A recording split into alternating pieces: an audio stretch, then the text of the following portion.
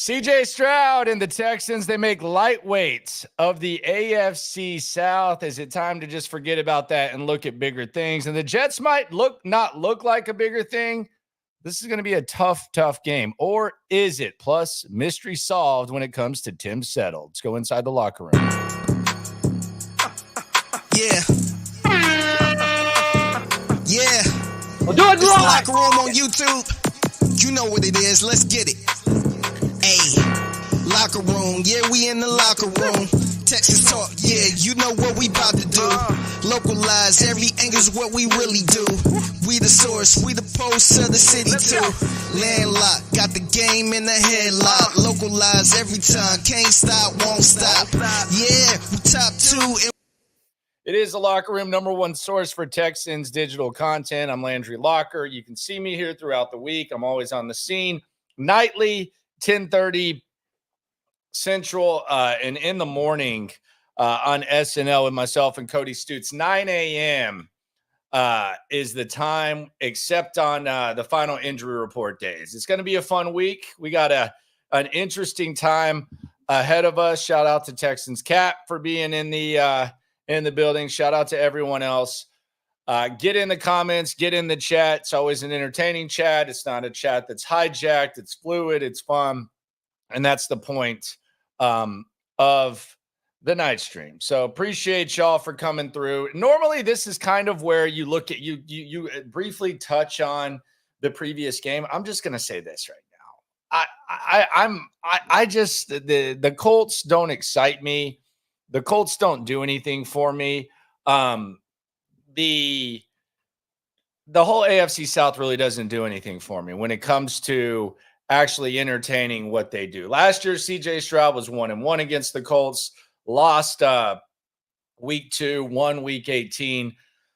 He was 1-1 against the Jags. I think they won week 3 and then lost later on in the season. And then he was 2-0 against the Titans. So he was 4-2 against the AFC South last season. This year, the Texans, they are a smooth 3-0 against the AFC South, and they're done with the Colts. So I know that coaches talk about, win the division and all that, and that's a great goal to have.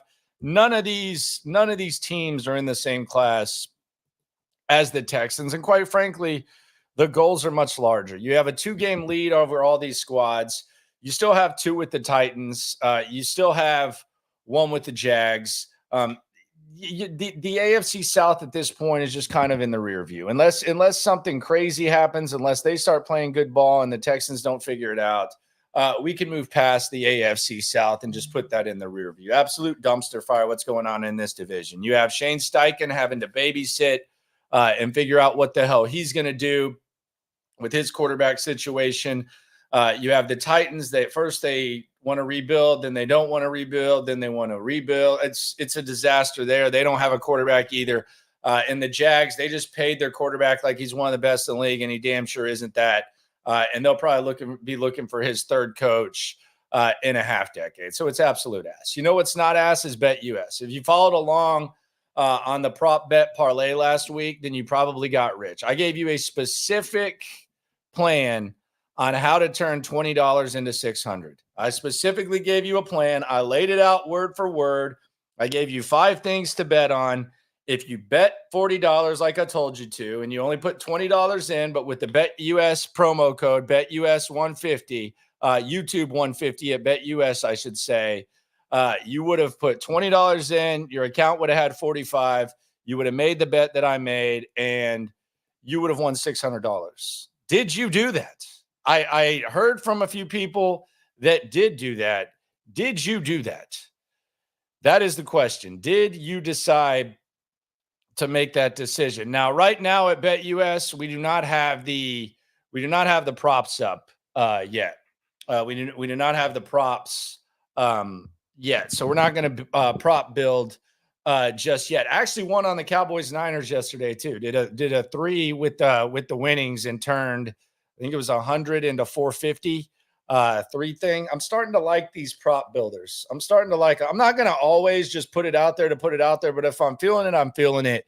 And you can get it in the game as well. Go to BetUS, promo code YouTube 150. Again, $20, you got $45 in your account. Some say, well, I can't immediately take the money out.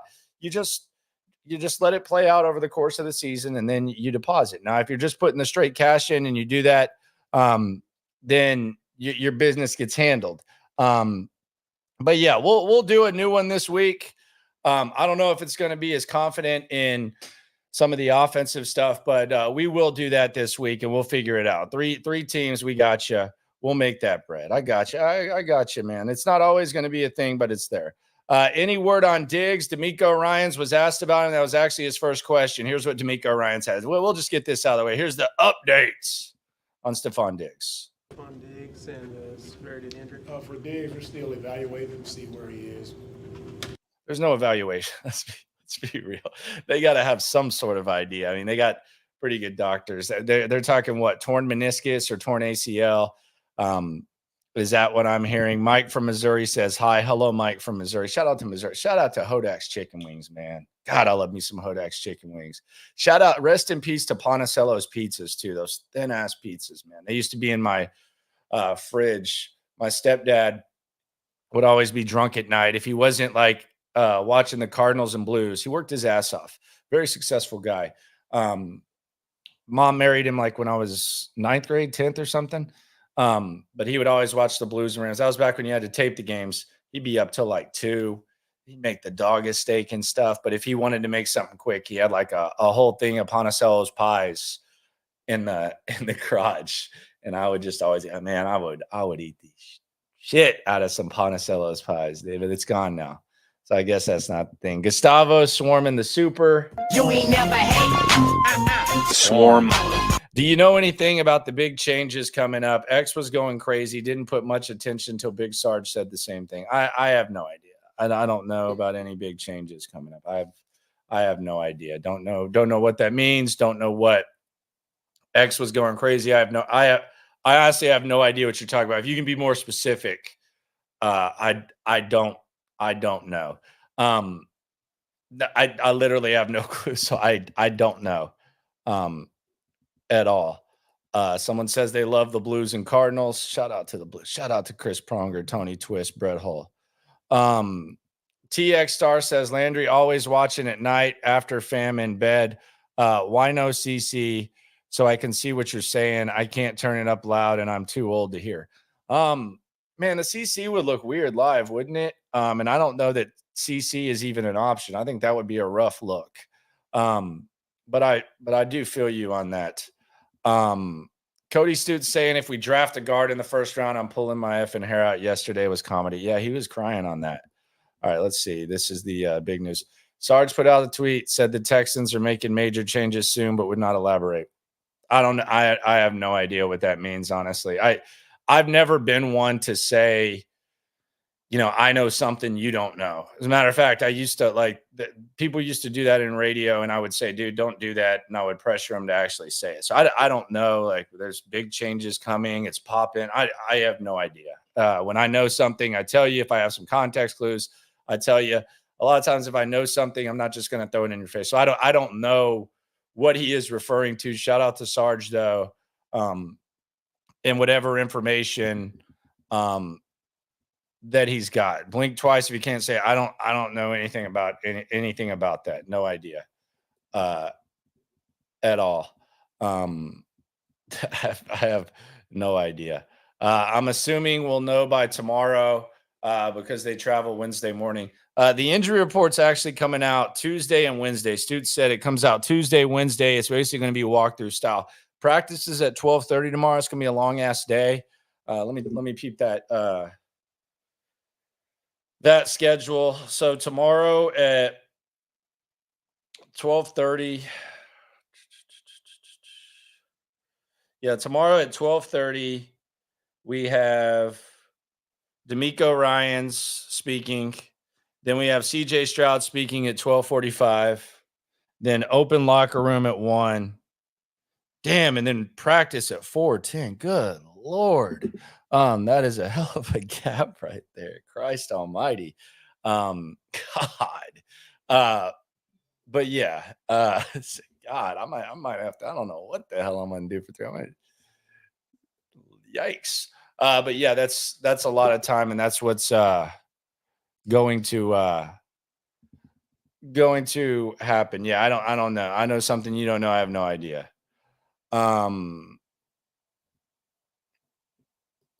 I did see the new jerseys, but couldn't say anything, and I bitched about it the whole time. And if you actually recall, Frank, and I love Frank. Shout out to Frank. If you actually recall, I was pissed off that I actually went because I was mad that they showed us those and then didn't say anything. And if you remember correctly what happened, I never even mentioned that I saw them. The only time that I acknowledged it was because some people, I think it was either fans or some media, they went out and said, just saw the new uniforms. Y'all are going to love what you see. Can't say anything. Yada. So that was the only reason that I acknowledged it. But if you remember correctly, and I regret even going and looking at them because I don't know, like, what am I supposed to do? Gas up the uniforms? They ended up getting leaked a couple times by the models. But if you remember correctly, the way that whole thing went down, I wasn't the one who came out and said that. There were multiple people who said it. Hell, there were people saying it after that weak ass. I don't mean weak ass. It just not a lot of information presentation that we had. So yeah, it didn't happen like that at all. Rocky, I don't know why you're mentioning this, but it's never a bad time, especially during the night stream, to mention that high-grade marijuana called Kush on the streets. Did you know what that was? Now I do. Me neither. Is BetUS the app or the website? Yes, it's both. BetUS.com, promo code YouTube 150. Promo code YouTube 150. And you'll be able to get that and figure that out. I'm making a prediction that has no truth to it. Yeah, it's fine. Unfortunately, Diggs is going on IR, and they have to trade for a guard that takes Diggs' spot on the 53. Okay. Yes, it was McLean. Thank you to Rhino. And I was pissed off at McLean. I actually called him out when he came in. I said, what was the point of that? Yes, you're right. It was McLean was one of them. He said it. And I was like, why are you saying that if you can't say anything about the uniform? So, Frank, I hope that gets it straight. That was not me. There might be some times where you can catch me doubling down, but I am very, very nerdy yet loose when it comes to like listening fundamentals. And my mentors, they would hate if someone would say, I know something you don't know. I don't think it's fair to the viewers. I don't think it's fair to listeners. Let's hear some more from DeMeco Ryans. By the way, I solved the Tim Settle mystery.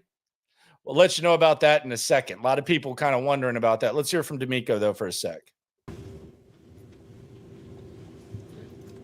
Is there anything good about or any advantage about playing on Thursday? I've never really heard coaches and players speak glowingly about it. Is there any advantage or positive to it? Yeah, the positive with playing on Thursday is it's a short week, so you get to flush whatever happened. You flush it out even quicker than the previous week. And then I think the best part about Thursday is just getting the extended weekend off. So that'll be, everybody is looking forward to a little off time. So that'll be the best part about it. Coach, after going back and watching the tape, what were some of the things that you all can fix on the offensive side of the ball in the second half? For our offense, I thought, overall, and we ran the ball well. Joe at over 100 yards rushing. He's continues to show up big time for us in the run game. The way our guys blocked up front in the run game and the way they run game's not fine. only the front, but our tight ends, our receivers, everybody involved. Guys did a really good job of working to stay attached and finish there. In our passing game, thought we had a lot of really good reps in the passing game. CJ was able to make a lot of plays and go through his progression. Full field read. So he's only able to do that with good protection. So we had a lot of great reps from all of our guys. Without Diggs for any time, how important will it be for Dell to continue to improve and do things for your team? What I love about our game last week is, what you saw is multiple guys stepping up, making plays. That's what excites me the most about our team is different guys, whether it's Hutch, Mitch, Dalton, everybody, Rob. It's just a lot of different guys stepping up and making plays, and that's what we'll continue to see. What goes into the decision to reinsert Kenyon when Jarrett gets hurt, and what part of the evaluation of that decision was Kendrick Green? Yeah, Yeah, Jared did a really nice job when he went in and had some good plays. Unfortunately, he was out.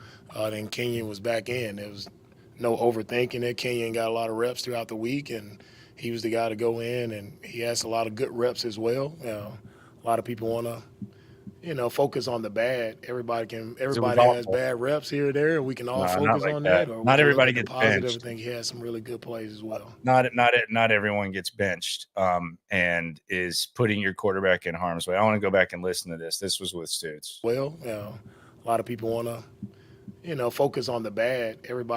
Y'all benched him, man. I mean, y'all benched him, sir. Plays. Unfortunately, he was out.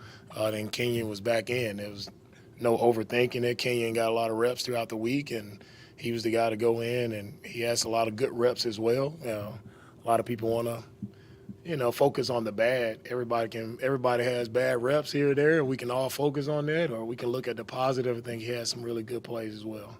So, did you feel like you all made strides in the pass protection, or where do you stand on that?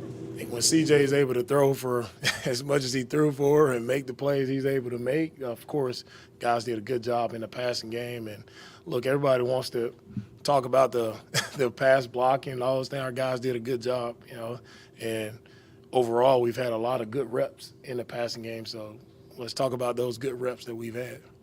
Okay. Is Jared in the concussion? Hey, let me say this real quick. Let me say this. Our guys did a good job, and overall did a good job in the passing game. To throw for as much as he threw for and make the plays he's able to make, of course, guys did a good job. No, it's not. Of course, it's CJ Stroud. At this point, first of all, that was his highest pressure rate of his career. He was actually pressured more in this game than he was Green Bay. Now he was better and he did his thing, and it wasn't a team. I mean, when Anthony Richardson goes 2 of 15 or whatever he did in the first round, it makes it possible. But no, at this point, it feels like it's on CJ to overcome the pressure instead of the pressure up front to be handled. So DeMeco's getting pretty upset about the pass protection, and rightfully so. And what he says in front of folks is maybe not how he feels behind, but I mean, you're focusing on the bad with Kenyon Green. A lot of guys have bad reps. Well, not a lot of guys get benched, not a lot of guys get benched, and the pass protection was actually worse. So let's hear some more from DeMeco. The passing game, and look, everybody wants to talk about the pass blocking and all those things. Our guys did a good job, and overall we've had a lot of good reps in the passing game. So let's talk about those good reps that we've had. Is Jared in the concussion protocol? Jared is in the concussion protocol. What are some of the challenges that the Jets present? Well, one thing about the Jets is they have playmakers all across the field, right? A lot of playmakers.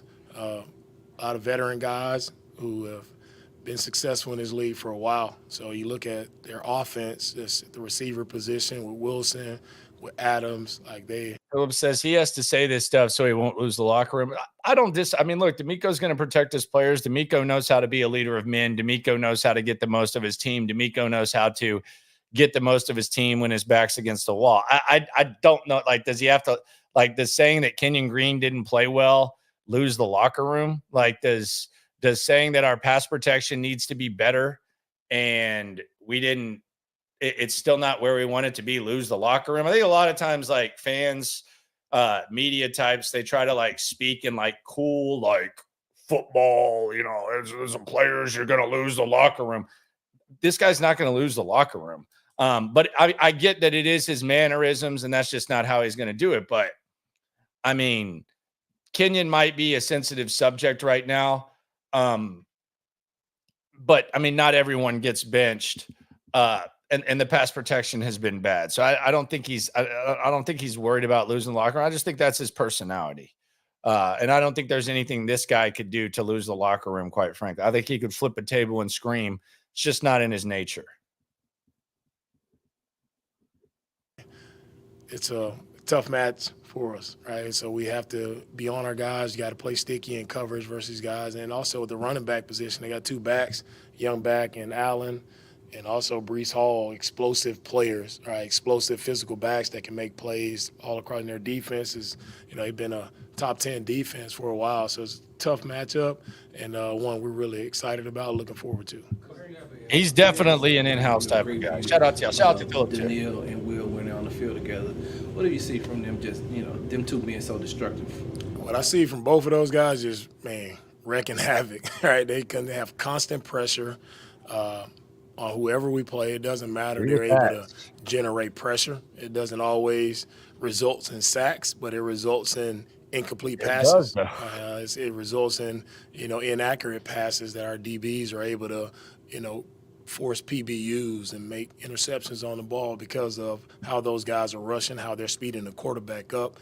Like, to have a great defense, you have to have a really good front, and our guys have gotten better each week, and I'm very pleased with where they are, and they've been the reason why we're playing really good defense. A couple of players, both yesterday and again today, defensive players credited the coaching staff for some creativity and basically the play you called on the Hail Mary. You kind of have a philosophy of whatever you can do to prevent the pass even being made.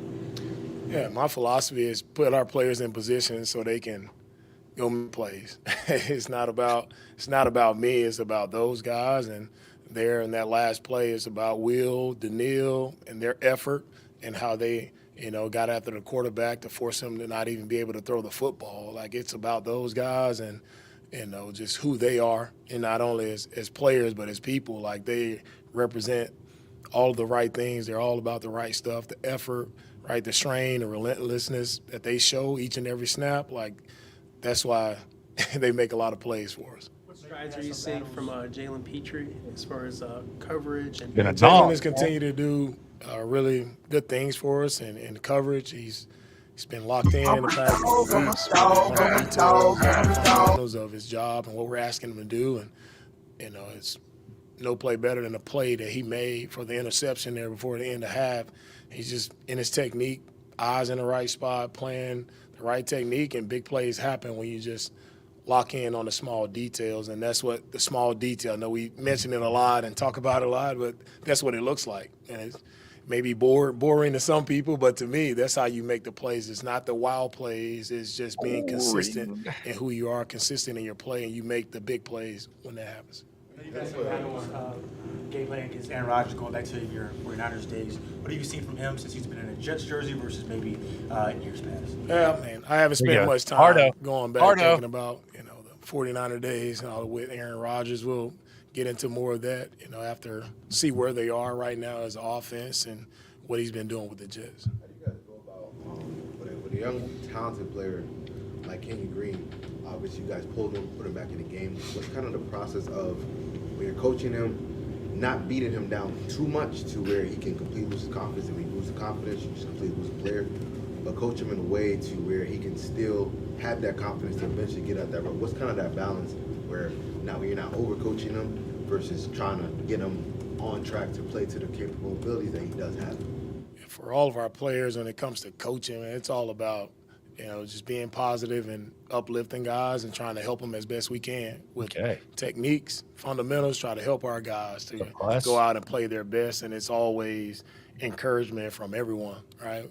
But, as we all know, we are all still in the business. We have to get our job done. And no matter what position you play, no matter, what's your role, like, you have to go out and get your job done, and you have to play to the best of your ability. So we'll keep encouraging. We'll keep uplifting our guys. Everything about here and what we do is about positive energy, and that's who I am. That's what I represent, and that won't change. Okay. Best matchup, the one where you decided to receive the ball to start the game versus defer, which I feel like you typically do. Yeah, for this one, it's just a decision I made to get us started, right? I felt like our offense, I wanted those guys to go out. I wanted CJ to touch the ball first and get us started, move down the field and get us some points. And, Damian started us off right with the explosive kick return. That was one of our keys to victory, of getting an explosive in the return game. So Damian starting the game off that way, in our offense, being in control, being able to drive down and get points. That was what I envisioned when I took the football.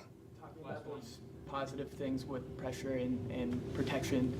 CJ didn't have his best game against the Packers, but then improved against a lot of CJ improved against pressure. Where did you see pressure him did not improve when he was facing a lot of pressure?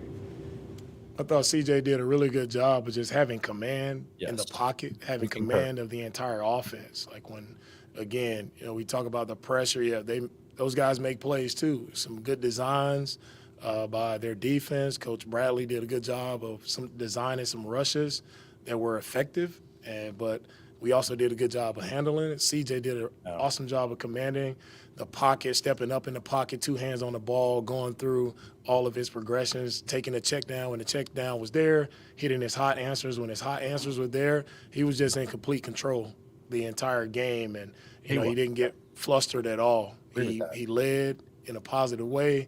He had great spirits, upbeat the entire game, and when CJ is playing that way, our team is in a really good spot. There you go. All right. Thanks, Coach. Appreciate you. Love DeMeco, man. Love DeMeco, but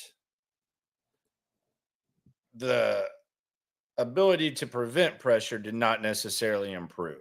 The ability for number 7 to handle the pressure did improve. It still does kind of feel like there's at times where he's not being able to make as big a plays as he possibly could because the pressure's in the back of his head. So I get what DeMeco is saying, and I get that that's just kind of DeMeco's nature, but they did not do a good job with pressure. Again, the pressure rate was higher. CJ did a better job handling it, and I think that's where we're at with this pressure thing, assuming that they're going to keep the same offensive line out there and the same philosophy and same game plan. And I think Patterson eventually becomes left guard. Is that a long-term thing? That is improvement? Who knows? But I think whenever he's back against Detroit or whatever, I think he's the guard. But it comes down to how CJ handles the pressure, not eliminating or minimizing the pressure. That's what I think That's what I think is the important takeaway from DeMeco. Do you feel bad for Kenyon Green? By the way, this video is sponsored by BetUS. YouTube 150 is the promo code. I gave you the step-by-step. It was literally step-by-step. $20, you get $45 with the YouTube 150. You make this bet, $40, you win $600. It was there. And it's not like I do that every week. I'll mention some bets every week. That was the first time that I laid out a prop parlay. Might not even do it this week. But if I'm feeling it, I'm feeling it. So you got to piggyback on it. YouTube 150 if you want to get on it. Do you feel bad for Kenyon Green? I do. I think Kenyon Green's a very, very good young man. I think he's very accountable. I like hearing his pops and his family talk to Mark Berman, and they seem like great people. He seems like a great dude. He's just out of place when it comes to being a quality starting offensive guard as a member of the Houston Texans. Does that mean he's absolute awful? I don't know. Maybe he can develop into an okay starter. Maybe he can develop into a good backup guard. Quite frankly, what he gave you after he was benched, if a backup guard went in there and did that, I would be okay with it. I still look at him as a starter, though, because that's what he's been. So do I look at him the way I did Jaylen Pitre when Jaylen Pitre struggled his second year on the field? No, because I think I always said there's a valuable place for Jaylen Pitre on the field. I don't know whether or not Kenyon Green can sustain a long career in the NFL playing the way he's playing. But I do think a change needs to be made. But he seems like a good dude. He's young as hell. I do feel bad for him. I don't feel bad for every athlete that struggles, honestly, but I do feel bad for Kenyon Green. Derek says he agrees 100%. I'm assuming you're talking about the pressure. Look, that's the reality of it. And I think that's where the reality is of the pressure. It's going to be there. It's how CJ handles it. That's not ideal. That's reality, though. That's reality. And now we're kind of seeing that, DeMeco's personality is such to where even when it's not great, he's not going to completely bash it. That's just his nature. We'll get to the nature of DeMeco Ryans at the podium in a sec. The Tim Settle mystery has also been solved. We got some people swarming to the soup, though. Gustavo. You ain't never hate. Swarm. It says Texans need a media day open to fans where the fans ask questions. Some of these media members don't ask good questions. Okay. Yeah, I don't know if they need to open it to the fans.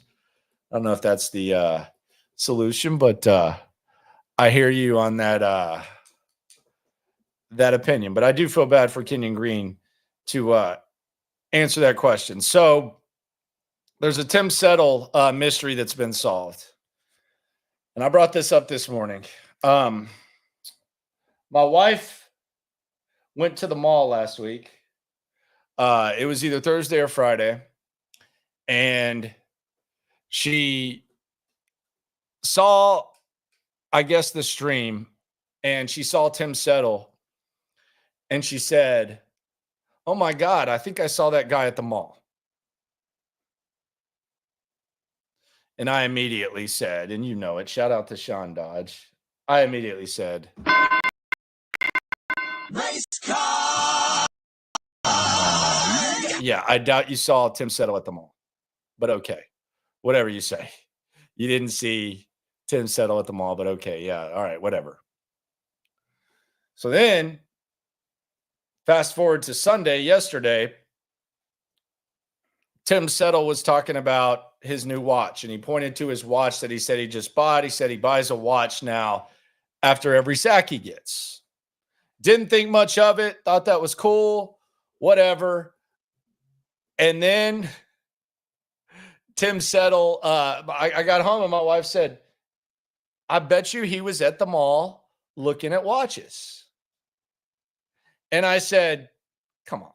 Like, that's again, like once again, are you saying all black dudes look alike? Like, come on, honey. Like, let's be serious. You didn't see any Tim Settle. Race car. So I did decide, okay, I'm gonna ask Tim Settle. Tim Settle had quite a heavy media scrum today. I said, you know what? I'm gonna ask Tim Settle if he was at the mall where he bought his watch. And here's what Tim Settle said. Now, first I'll ask y'all, do you think that Tim Settle was at the mall or not? Let's be serious. Because I'm kind of putting myself in a weird spot where I'm kind of like, oh, no, it was another black dude. Another big black dude that we saw at the mall. Do you think that wifey actually saw Tim Settle at the mall? Yes or no? We're getting some yeses. Someone says yes, but that's Mario Edwards. Everyone's saying yes. Okay. So you're giving wifey the benefit of the doubt. He was definitely at the mall. Everybody's saying this. Someone says no. Okay. Here's the mystery. Tim Settle. Was he at the mall? Take it away, Tim. So where did you buy your watch? I tried to buy my watch at Rolex in the Galleria, but I went in there and it had every watch on display. Thursday or Friday? One of those days. Yeah. I went in there and Rolex had all these watches on display, but they didn't have no watches available. Okay. So I went to Cartier and got me a watch. So where are you getting the next one? I'm probably gonna go to a jeweler. Okay. I ain't gonna say a used one. I'm gonna look into what kind of watch, a value. I know it's more of an investment, so I like the clean, plain Jane looks. So I think I'm gonna go with a plain Stanley. Was it Stanley steel? Yeah. With just like a silver. Okay. Or I'm gonna go all gold. There you go. Okay. Yeah, because my wife said she saw you tomorrow. I was like, no way. Okay. All right. I will apologize. All right. There you go. Shout out to Tim Settle. Someone says, be careful. Lopez might want to copyright that. I've had this drop with me for 15 years. I've had this drop. I've literally had this drop right here. Race car. And a guy named Sean Dodge, who I worked with at ESPN, was actually the creator of it. And I took it to Cleveland, and I've had it in Houston ever since I was here. So if they still use that, that's pretty pathetic. I know they use Confessions, which I created too. We executed though, so I have no problem with that.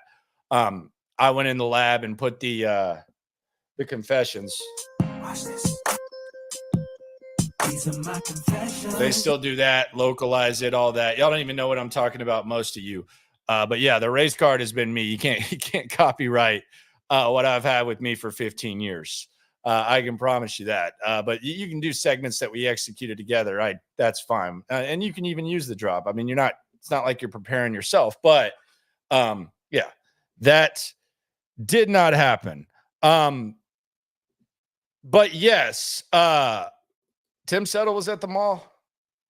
No race card for the wife. She was right. I was wrong. She was smart. I'm dumb. So yeah, that was what went down.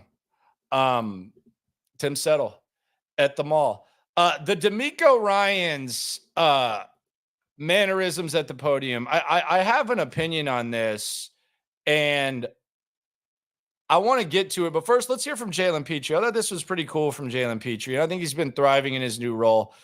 He met with the media today.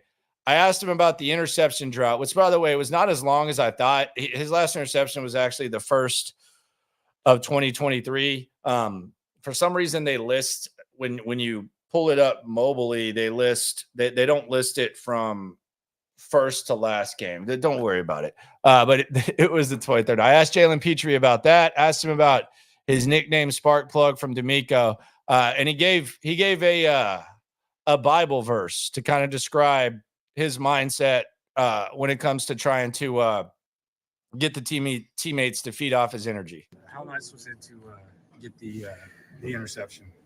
It was real nice. Huge credit to the D-line for, forcing the quarterback and having him think about how long he holding the ball the whole game. And that's just a result of us just all doing our job.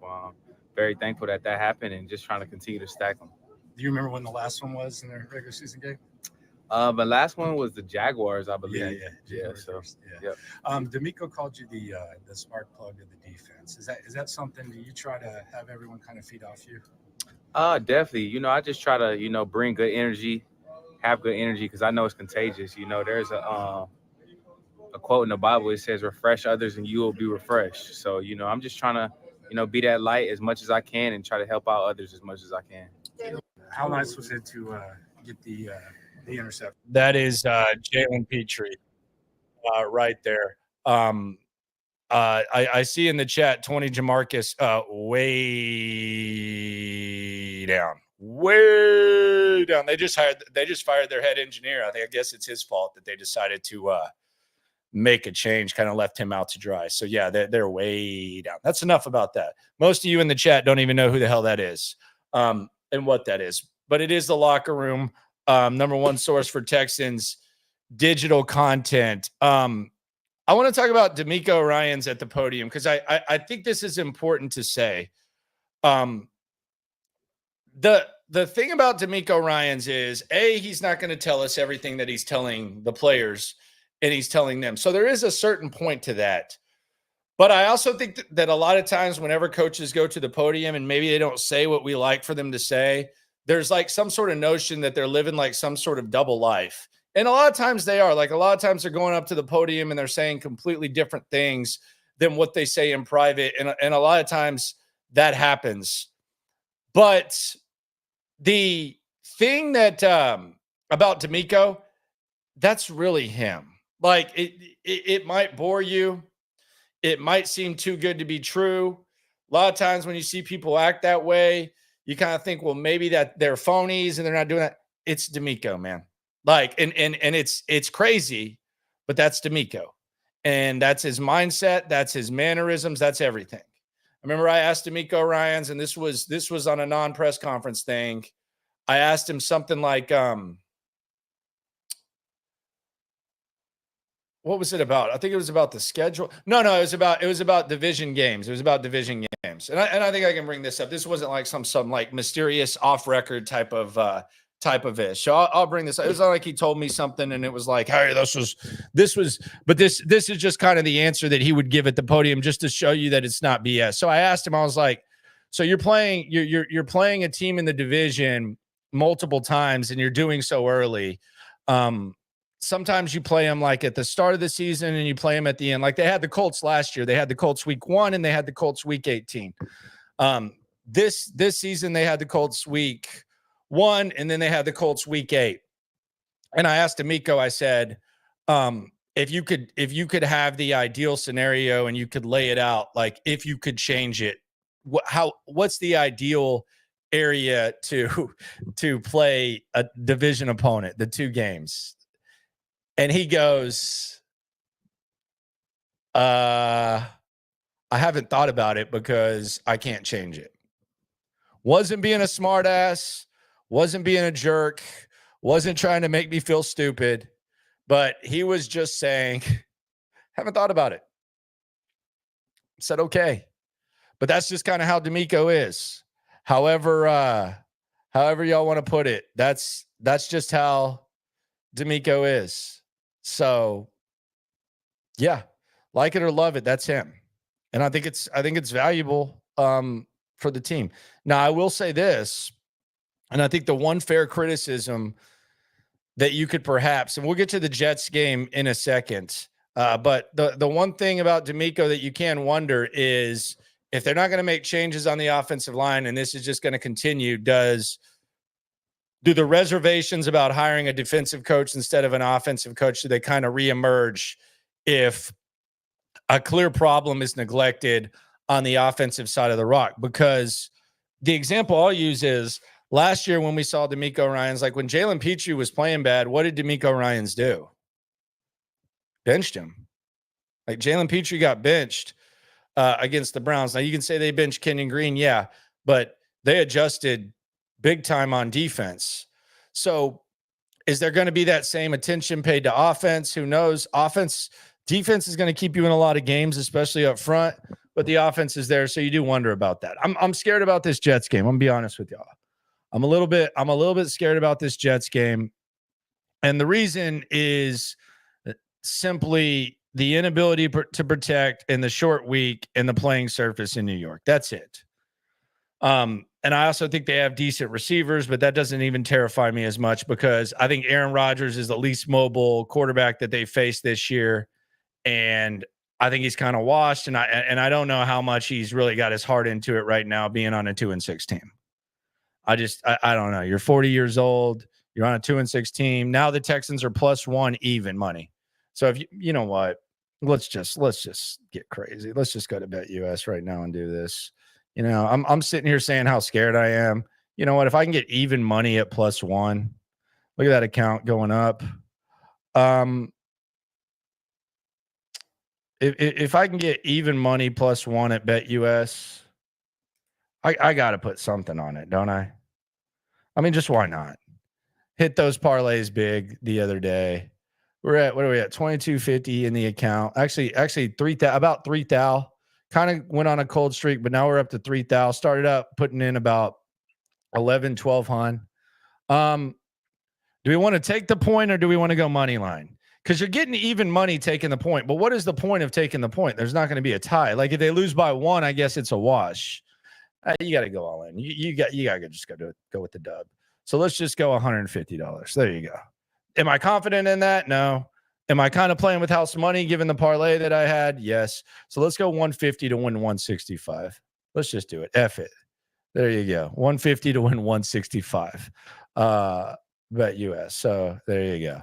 Maybe that's a bad decision. Maybe that's kind of reckless. I mean, who knows? I gassed myself up into it. Sometimes it'd be like that.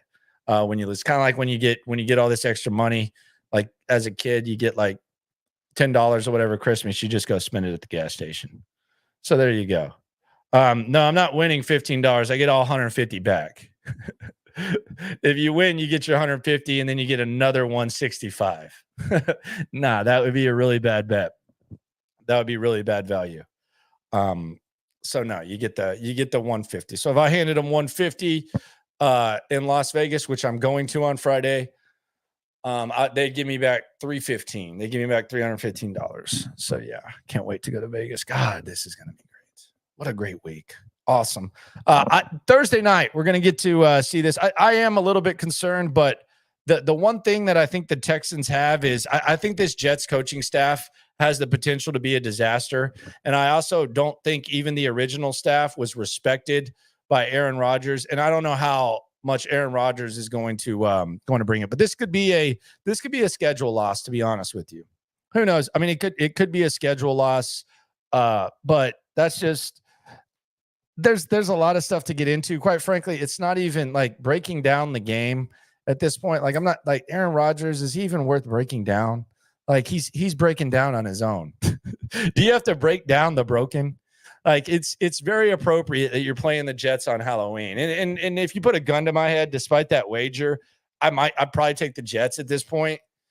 Although the Texans just find ways to win games. But it's appropriate that you're seeing the ghost of Davante Adams, the ghost of Aaron Rodgers on Halloween. Because those guys are washed. Those guys are absolutely washed. They're I mean, it'll be cute if they win a game and they'll be 3-6 and we got to keep our head up and Aaron Rodgers is going to go up there and try to sound all smart and be like, yeah, I like Aaron Rodgers.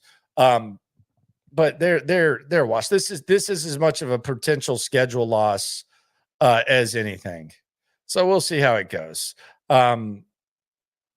15 points total is what you're calling. Yeah, it could be an ugly game. But the other thing that the Texans have this year compared to last, and I think these two things travel. Like when you're talking about these trap games, like last year, you didn't have Tank Dell in the Jets game. Don't think Schultz played. You lost Nico Collins after he had a long reception. He actually got hurt on a long reception. You were kind of banged up on defense. The weather was absolute ass. It was awful. I think I got pneumonia there. And you didn't have the ability to really run the rock and kind of equalize potential sluggish offensive performances. You have Joe Mixon, who allows you to run the ball. You have CJ Stroud, and you have a defensive line that can get after a quarterback that can't really move anymore. And you have good corners to match up with their two receivers. It's not like there's any burners. They got Adams, Lazard, and Garrett Wilson. Maybe the Texans can beat the Jets. Adams washed. I mean, I'd say he's a ghost, right? Like, do you look at Davante Adams and say, damn, that guy still got it? I mean, I guess he's all right. Washed, yeah, he's okay. I mean, he's not a lead or anything. Am I wrong? But yeah, that's the way I look at it. Now, on the other hand, as I'm sitting here and talking about this, Quentin Williams is going to beat the hell out of Kenyon Green if they decide to line those two up across from each other. He is going to bully Kenyon Green.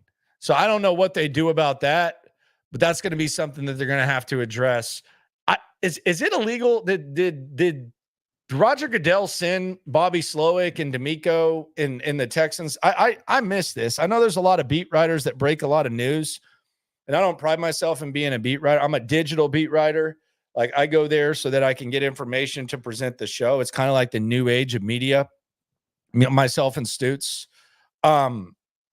But did they I must have missed, did Roger Goodell send a memo and said that it's illegal to run screens in the Texans offense? Like, is that not allowed? I saw Texans Cap brought up. Are you allowed to do hard counts? And by the way, Aaron Rodgers is going to do that like crazy. Like, there's going to be some offsides penalties. I mean, he is going to be crazy with those hard counts, the claps, and all that type of stuff. I don't feel like we really see the Texans do that very often. I don't feel like we see a lot of screens. Just don't get it. So we'll see what it is. It's supposed to be 79 degrees and sunny at MetLife Stadium on Thursday. It's supposed to be freaking awesome weather. So we don't have to worry about that. I'm not feeling confident in the game, but I'm confident enough to where if you're going to give me even money +1 against this dog-butted Jets team, I'm going to take it.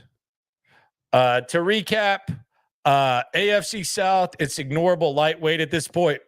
There's really nothing to really see here, barring some sort of miracle and some sort of meltdown, which, I mean, look, where's the meltdown at? December is going to be tough, but the way that you found ways to win games kind of gives you a cushion. Cowboys suck. Titans suck. You got them twice. Jags suck. You got them. There's 4 games. I mean, it's not really a very, very tough layout, as tough as we thought it was. They've handled their business. If they win on Thursday, my God, you're talking about a 7-2 team with 10 days off, and then you got Detroit. And that is impressive. They've done a good job. And shout out to DeMeco Ryans and his confidence and his approach. He deserves it. Life without Stephon Diggs, though, it officially begins. I think it's probably officially begun. We'll get the update on Diggs. What does that look like? Does that mean that Tank Dell steps it up? Nico Collins, we're going to see him back 2 Sundays from now against the Lions. Obviously, that'll be a welcome sight. Do we see Hutchinson, Mechie? Do we see more Dalton Schultz? Do we see a trade? Do we see Mixon involved more in the pass game? Do they decide to run the ball more? Don't know. They got to figure something out, though. And I don't want to see just plug in and try to have this guy fill Stephon Diggs' void. Let's get a little creative, Bobby. This is your time right here. A lot of criticism of old Bobby. People not happy with Bobby Slowick. Damn it, Bobby. But this is his opportunity here to get creative. Go gut one out against the Jets. Adjust accordingly. Figure it out. We'll see how it goes. Appreciate everyone for coming through. Be sure to subscribe. Be sure to like. Be sure to ride along. And be sure to always remember when it comes to this Texan stuff, we're all in it together. And be sure to go to BetUS. Use promo code YouTube150 if you want to win some bread. Might have a prop parlay this week. Might not. Don't know. Just depends if I'm feeling it or not. Might just let that 600 just kind of chill for a little bit. Who knows? Appreciate y'all very much. Night stream on to the New York Jets. Live with Cody Stutes at 9 o'clock. That's about 9.5 hours away. SNL will be at practice. That starts at 12:30. DeMeco's going to talk. CJ's going to talk. We're going to go inside the locker room. We might solve more mysteries like we did the Tim Settle one. Appreciate y'all. Thanks for coming through. We not too plugged in, daily digital on YouTube. We got taste for days, opinions to give. We got takeaways. Good luck. If it's up, then it's up. We number one. You don't need to try your luck. Locker room, yeah, we in the locker room. Texas talk, yeah, you know what we about to do. Localize every angle's what we really do. We the source, we the pulse of the city too.